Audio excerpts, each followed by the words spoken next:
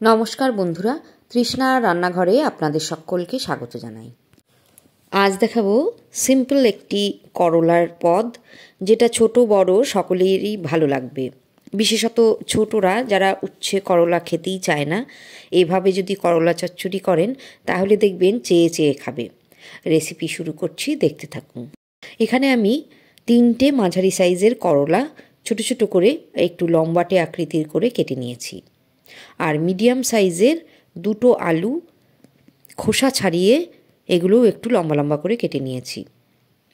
সেই সঙ্গে 2টো গোটা কাঁচা লঙ্কা আর 5-6টা কাঁচা লঙ্কা চিড়ে নিয়েছি।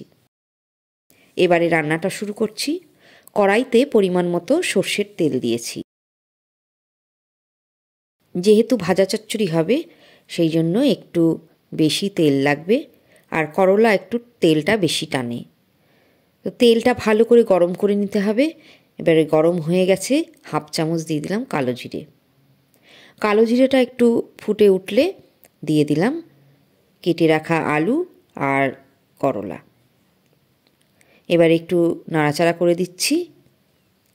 দিয়ে দিলাম পরিমাণ মতো হলুদ গুঁড়ো আর স্বাদ মতো লবণ। আরও একটু নাড়াচাড়া করে দিচ্ছি। এবারে ঢাকনা বন্ধ করে 3 থেকে 4 মিনিট লো টু মিডিয়াম ফ্লেমে রান্না করে নেব। 4 মিনিট পর ফিরে আসছি। লবণ দেওয়ার কারণে দেখুন প্রায় 50% নরম হয়ে গেছে সবজি। আবারও একটু নেড়ে দিচ্ছি। এবারে দিয়ে দিলাম একটা মিডিয়াম সাইজের কুচনো পেঁয়াজ, চেরা কাঁচা লঙ্কা আর গোটা কাঁচা লঙ্কা দুটোও দিয়ে দিলাম। আর সেই সঙ্গে দিলাম একটা মিডিয়াম সাইজের লম্বা লম্বা করে কাটা টমেটো। এই যে টমেটো আর পেঁয়াজ দিলাম, এতেই একটা মিষ্টি ভাব আসবে আর করলার তেতো ভাবের সঙ্গে ব্যালেন্স এসে যাবে। তো এবার ঢাকনা খোলা অবস্থাতেই নাড়াচাড়া করে ভাজতে হবে।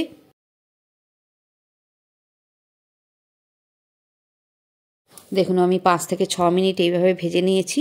টমেটোগুলো একদম গলে যাবে না, একটু গোটা গোটা থাকবে। ব্যাস, তৈরি হয়ে গেল করলা চচ্চড়ি।